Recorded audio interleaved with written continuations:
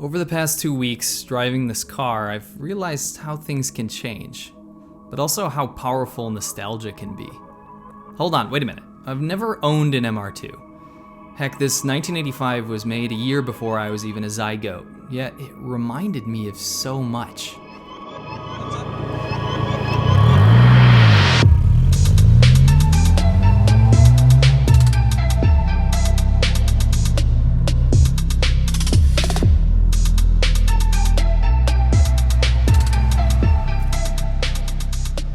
You see, I got into cars before the whole Fast and the Furious era of excess, yet I always had a soft spot in my heart for little Japanese cars. I think it's an underdog thing. My best memories were had in my 1982 Toyota Supra that I bought in high school. The adventures, the smells, the friends, the fun, the recklessness. Those are the memories that many of us chase when we're faced with real-world responsibilities. We drive up the prices of cars that we had or wanted when we were younger because we want to remember what it was like back when life was such a free-for-all. We delude ourselves into thinking that it was better back then. It wasn't. Cars are immeasurably better now, like in every single way. I love the design of these old cars, but I refuse to kid myself and say that cars were better in any way, shape, or form, save for interesting designs. The most bargain basement bubble car of today could outtrack almost everything from 30 years ago. But what the hell is it about this stupid little wannabe stormtrooper looking 80s spaceship? It looks ridiculous, yet despite my want for all things new and better, I can't stop driving it. I start making excuses like the rest of them. Well, the seating position is so driver focused. It's about momentum, just keep it in the power band. It's so much more satisfying than having all that power all the time. Then I start making those time period comparisons. In 1985, you could have a 5-liter V8 Camaro for about the same price as this little MR2. Seems a bit ridiculous actually, since that means you got a 3 times larger engine and flashy looks to boot. However, when you factor in the fact that this was 1,000 pounds heavier, slower, handled worse, and was built with the reliability standards of styrofoam in a rainstorm, it starts to make sense, this little MR2. Yeah, it's the underdog thing. Sure. I'm not holding on to the past. This little 1.6 liter 4-banger made about 128 horsepower in its Japanese form, you know, the one that we have. And yeah, it's not gonna rip your face off or pin you back in your seat, but my lord, does this car sing. Keeping it above 5,000 RPMs and then banging it up to around 8,000 is where this car moves. And then all of a sudden, the numbers don't matter. I hate hype. When everyone tells me to drive a Miata because it feels like a go-kart, my body convulses at the idea of conformity. Then I head off to a go-kart track, and I'll have to wait in traffic there. However, there is something to be said for this car in the same vein. It's properly good.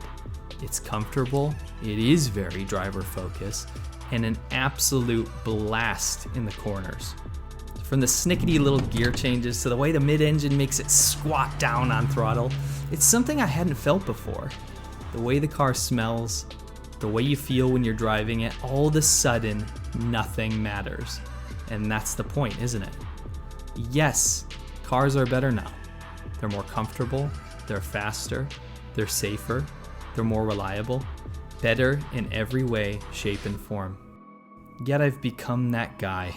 Mr. Live in the past. They don't make them like they used to, guy. But you know what?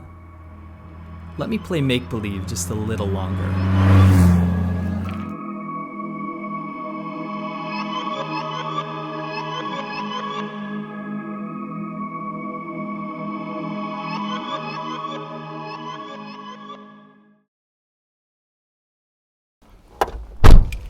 All right. You ready to go? I am. Finally get to drive this thing after fixing it for so long. Yeah, what is it, Kirobo? 日本の誇りを示してください。 Seriously? これを着て。 Better you than me. All right, fine. That's the way you 裏 want 切り it. 者のカチューシャを着る。 You're gonna look ridiculous. How does this even work? Something like that? For those Yeah. of you not in the know, that says Japan. Yeah, it does. This may be Kirobo's punishment for us living in China for so long. まっすぐに。 The price you pay. All right, Kirobo, you happy now? Does that work for you? 黙れ。車を運転する。All right, so let's get this show on the road, shall we? Yes. To finally get this car going. All right, first time. Your first time, right? Yeah.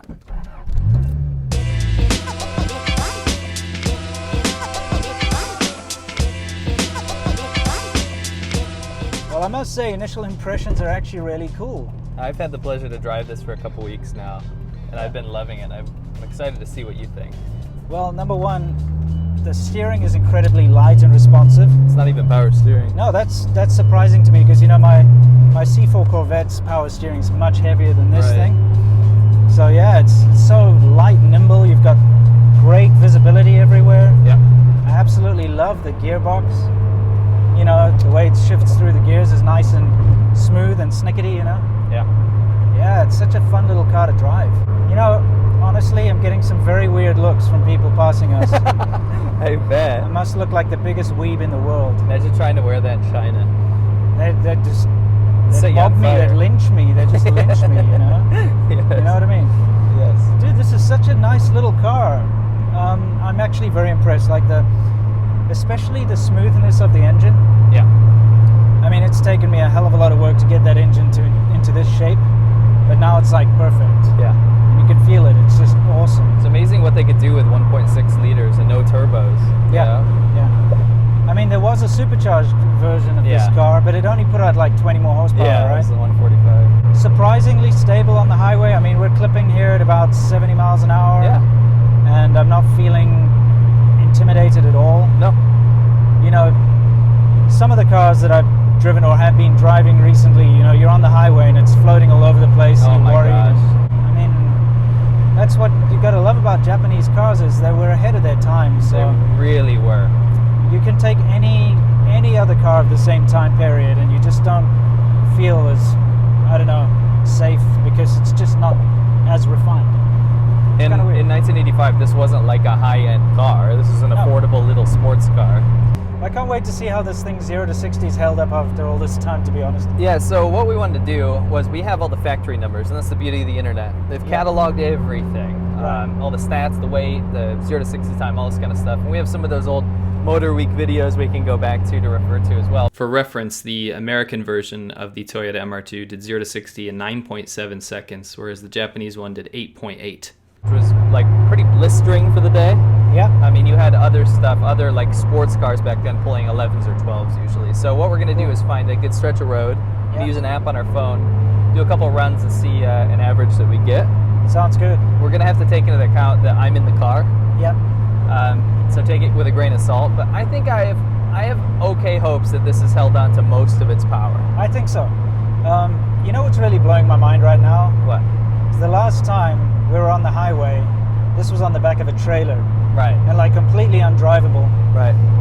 You know, with that suspension damage, you couldn't get it over like 20 miles an hour. It was just screeching and, Right. you know, wheel was off to the side. And here we are driving perfectly smoothly down the highway at like 60 miles an hour with no issues whatsoever. It's Yeah. awesome. All right, Winston, we are at the testing ground. 0 to 60. 0 to 60, are you ready? I'm calling 9 seconds. What about you? I'd say 8.5. You Okay, ready? this app's gonna know. It's gonna tell us when to go. Okay. So get ready. Okay. Make sure there's no cars behind you, okay? Yeah, we're good. We're good. Ready, and wait. Ready, set, go!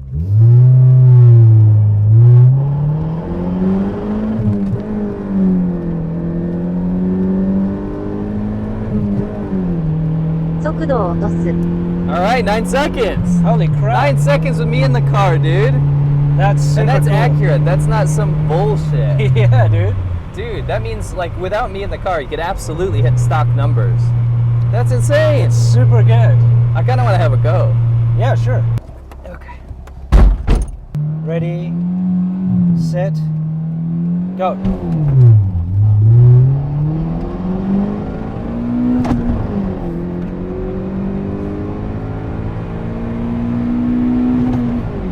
Yep, okay, 9.01 seconds. Okay, so it's basically 9 seconds. It's 9 seconds. クソ野郎、私のシートベルトはどこですか Yeah. Thank you so much for watching, guys. Hope you guys enjoyed this episode of Worthless Whips. Don't forget that this actual piece, this clip, this MR2 review comes out of the main episode where Winston and I go to a place around the US, buy a car for around $1,000, use a $1,000 budget to fix it, show you how to fix it in the process, and then sell it for a profit. So if you haven't seen the entire episode, you can watch it in its entirety for free on YouTube, on our channel, Worthless Whips. Don't forget, there's only a little bit of time left on this merch campaign. We got a really cool PlayStation 1 original design made by a subscriber. It comes in extra small all the way up to 2XL sizes. And head over to everpress.com/worthless-whips. Please pick up one of those if you want to support the channel, and we'll see you on the next one.